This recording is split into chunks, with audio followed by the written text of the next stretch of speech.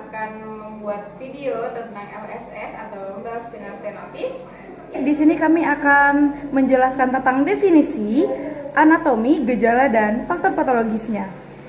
Jadi, LSS merupakan lumbal spinal stenosis, merupakan penyempitan kanal spinal pada bagian sentral maupun lateral atau pada bagian foramen yang disertai dengan penjepitan saraf sehingga didapati gejala berupa yaitu ada nyeri radikuler, lalu gangguan jalan, disfungsi bladder atau bowel, lalu ada juga perubahan sensoris atau motorik serta claudicatio neurogenik.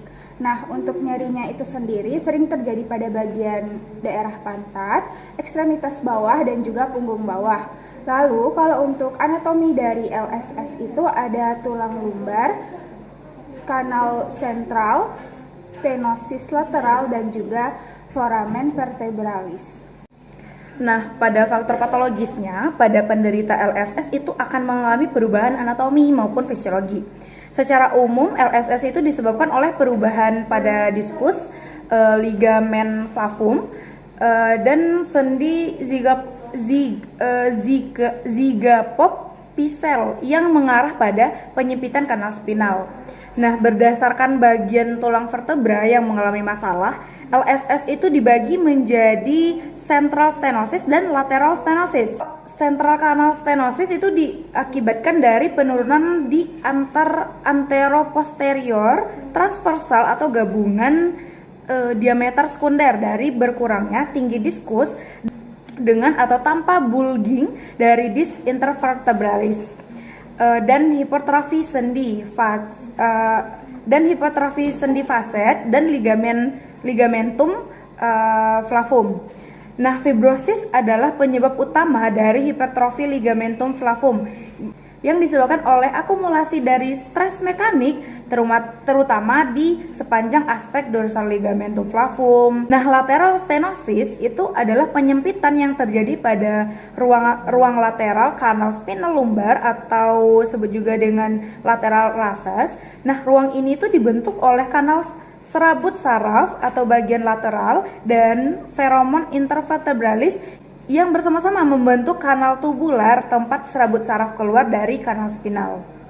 Untuk pemeriksaan dari lumbal spinal stenosis itu bisa dengan pemeriksaan two-stage treadmill test, yang mana pasien diinstruksikan untuk berjalan di atas treadmill dengan tumpukan rata selama 10 menit. Bisa mulai berjalan. Setelah itu instruksikan pasien untuk beristirahat selama 10 menit. Saya istirahat dulu Mbak selama 10 menit. Jika sudah beristirahat selama 10 menit, maka instruksikan kembali pasien untuk berjalan di atas treadmill dengan tinggi dari treadmill yang ditinggikan 15 derajat. Baik, bisa berjalan lagi selama 10 menit. Oke, baik, cukup. Jika sudah, tanyakan kepada pasien untuk menceritakan keluhan dan gejala yang ia rasakan. Jika gejala dan keluhan semakin dirasakan oleh pasien, itu tandanya pasien positif menderita lumbal spinal stenosis. Baik, selanjutnya saya akan menjelaskan tentang manual terapi pada LSS. Yang pertama itu ada seeding rotation lumbar manipulation. Yang pertama, pasien disuruh miring ke arah fisioterapi. Lalu satu kakinya di atas ditekuk dan kedua tangannya di seperti ini, dan akan dilakukan manipulasi pada lumbalnya.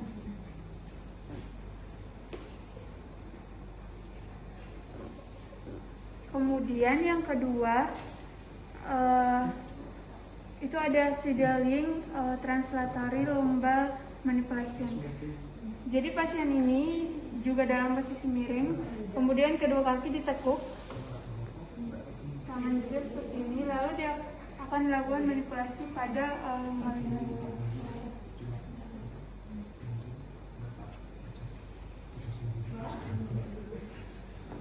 Yang ketiga itu adalah spine hip detraction manipulasi.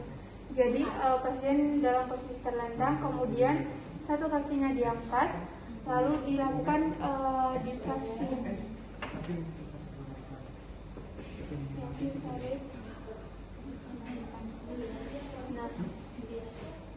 Kita akan mempraktikkan latihan untuk lumbar spinal stenosis.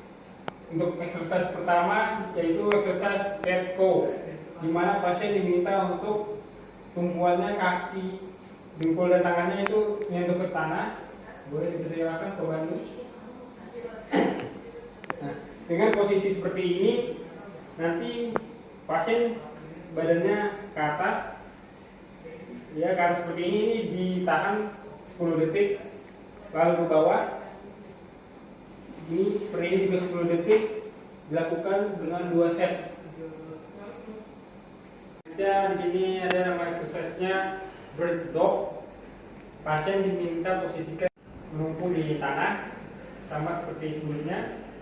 Di sini pasien tangannya satu di sebelah kanan naik dan kaki kirinya juga naik bersamaan.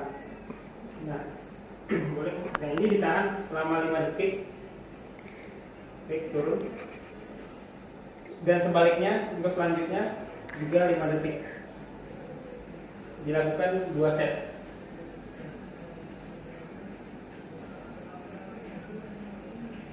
Cukup. Yang terakhir di sini ada exercise break, di mana di sini lumbar posisinya nanti akan naik, boleh pasien naik. Nah, dengan posisi glenoid tidak tersentuh oleh lantai ini, ditahan selama 5 detik, lalu turun. Ini 3 set, naik lagi seperti ini, ditahan 5 detik, dilakukan dengan 3 set. Baik, cukup. Baik, selanjutnya ada home program, yaitu latihan untuk melawan kondisi tersebut. Yang pertama yaitu yoga yang terfokuskan untuk melatih otot pinggul. Yang kedua ada olahraga khusus peregangan dan aktivitas yang direkomendasikan oleh fisioterapis. Yang ketiga yaitu berjalan sehari 20-40 menit. Yang keempat, latihan khusus dengan trik pelatihan dari berbagai lawanan untuk melatih kekuatan dan fungsi. Lalu yang kelima ada pain relief, yaitu pemanasan dan pendinginan. Lalu untuk selanjutnya, setelah melakukan home program ada juga saran, di mana pemberian saran setelah melakukan terapis dan juga home program pada pasien LSS dapat diharapkan menjadi motivasi yang membangun kepada berbagai pihak. Yang pertama ada pasien, di mana seorang pasien harus memiliki rasa percaya kepada terapis agar komunikasi antar terapis dan juga pasien dapat berjalan dengan baik, sehingga pada saat terapis memberikan intervensi fisioterapi dalam keadaan yang menjadi nyaman dan tujuan pun dapat tercapai. Lalu selain itu pasien juga harus mendengarkan saran terapis, melakukan terapi latihan yang sudah diajarkan dengan rutin di rumah 2-3 kali pengulangan dalam sehari. Yang kedua dari fisioterapis harus memiliki rasa kehati-hatian yang tinggi karena semua tindakan yang dilakukan akan dipertanggungjawabkan. Semua hal yang berhubungan dengan pasien harus dilakukan dengan standar operasional yang telah ditetapkan agar tidak terjadi kesalahan yang tidak diinginkan. Terapis juga harus memilih modalitas yang sesuai dengan keluhan pasien agar tujuan yang diharapkan dapat tercapai, baik dalam tujuan jangka pendek maupun jangka panjang.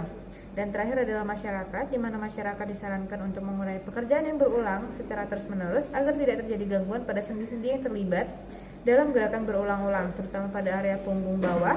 Masyarakat juga diharapkan dapat melakukan pemeriksaan dini jika terjadi keluhan pada punggung bawah agar dapat ditangani oleh pihak medis secepatnya. Mungkin demikian video dari kelas B1 ini kami sampaikan. Kurang lebihnya kami mohon maaf. Wabillahi taufiq wal hidayah. Wassalamualaikum warahmatullahi wabarakatuh.